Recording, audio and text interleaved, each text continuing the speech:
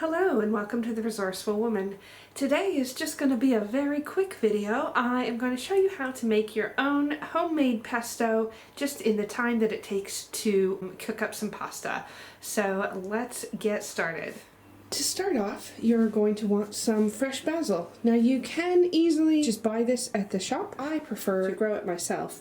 These plants I actually purchased pre-grown and I just transferred them into better pots than what they sold at the grocery store. And all I have to do is just basically keep them in a reasonably sunny spot and keep watering them. And they grow and grow and provide most of the herbs that I will ever need for cooking. I've got a couple of lettuces down here that have just gotten started. And sadly, my coriander recently died. I noticed that it got a bit of an infestation. So yeah, that had to be done away with. I'll start a new pot of coriander soon. But anyway, this today is about the basil, and so I'm going to pluck a few bits of basil to make my pesto.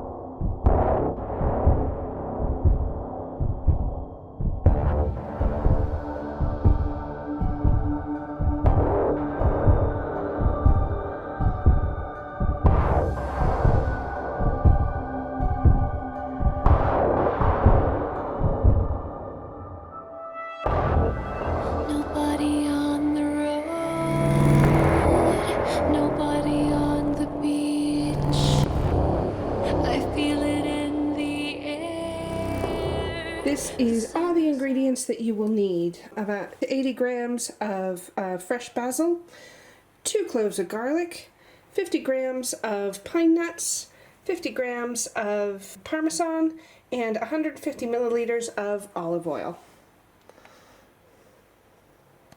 Alright, I'll get my water boiling for my pasta, and then I'm going to turn this other heat on low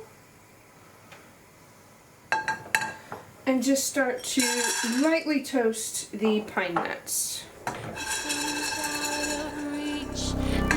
lake, empty streets, the sun goes down alone. And then everything else is going to go in a blender, so I can go ahead and start putting that in.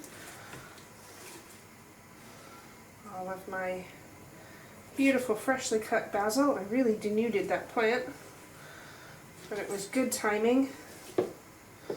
Gives it plenty of space to start growing new leaves.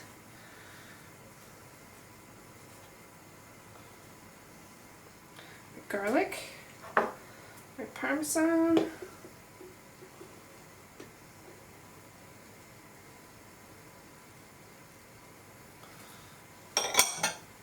and my olive oil. I'm driving by your house, though I know that you're not home, but I can't see you. Your brown skin shining in the sun. You got your hair combed back and your sunglasses. Okay, it has been a few minutes. The pasta is still cooking. A little bit al dente yet, but it's almost there. The pine nuts have had a little bit of time to just kind of toast. They haven't really fully browned, but you can definitely smell a little bit of a difference as the oils are released. So I think that's good enough for me. And I'll just, whoops, be careful.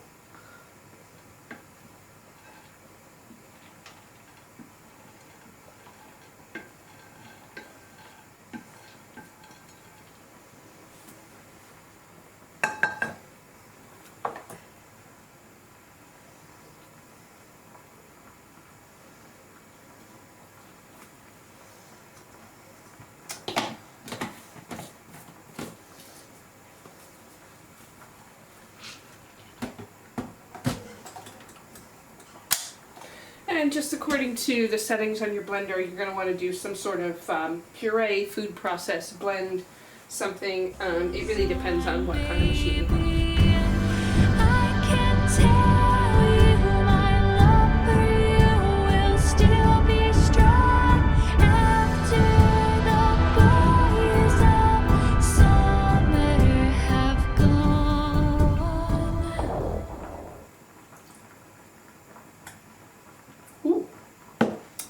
delicious.